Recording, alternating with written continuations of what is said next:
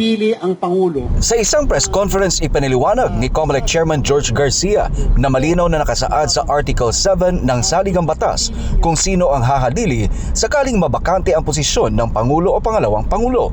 Ayon kay Garcia, na isa ring batikang election lawyer, kung mababakante ang posisyon ng Vice President, ang Pangulo ang pipili ng ipapalit mula sa Senado o Kamara. Ngunit kailangan itong aprubahan ng mayorya ng Senado at Kamara na boboto ng magkahiwalay. In case of vacancy, sa posisyon na halimbawa po ay Vice President halimbawa, in case of vacancy, ang papalit po dyan ay pipili ang Pangulo ng isa sa mga miyembro ng Senado o mababang kapulungan.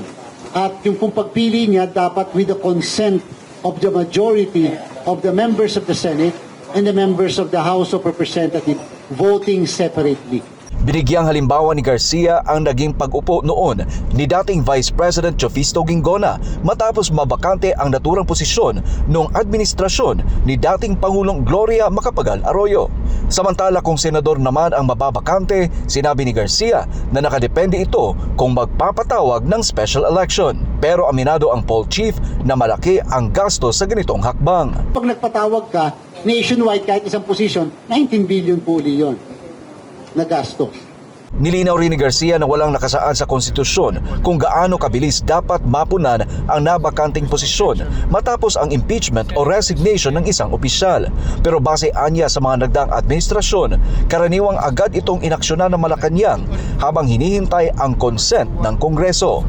Sa parehong press conference, tinanong din si Garcia tungkol sa posibilidad ng resignation bago ang impeachment, partikular bilang isang academic discussion. Dito binalikan niya ang naging ruling ng Korte Suprema sa kaso ni dating Pangulong Joseph Estrada. Ayon kay Garcia, sinabi noon ng Supreme Court na anumang interruption, voluntaryo man o hindi, ay maituturing na pagkakaputol ng termino ng Pangulo.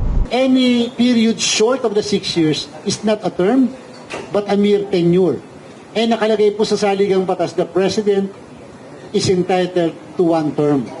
And therefore, if it is a mere tenure, then that will not be a bar for somebody to run again in the next succeeding election.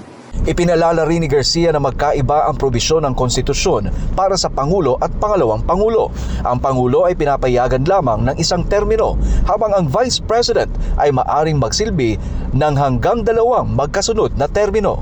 Habang nananatiling academic discussion ayon kay Garcia ang naturang mga tanong, muling naging sentro ng usapan ang mga probisyon ng konstitusyon kaugnay ng succession at impeachment sa gitna ng umiiral na tensyon sa politika sa bansa.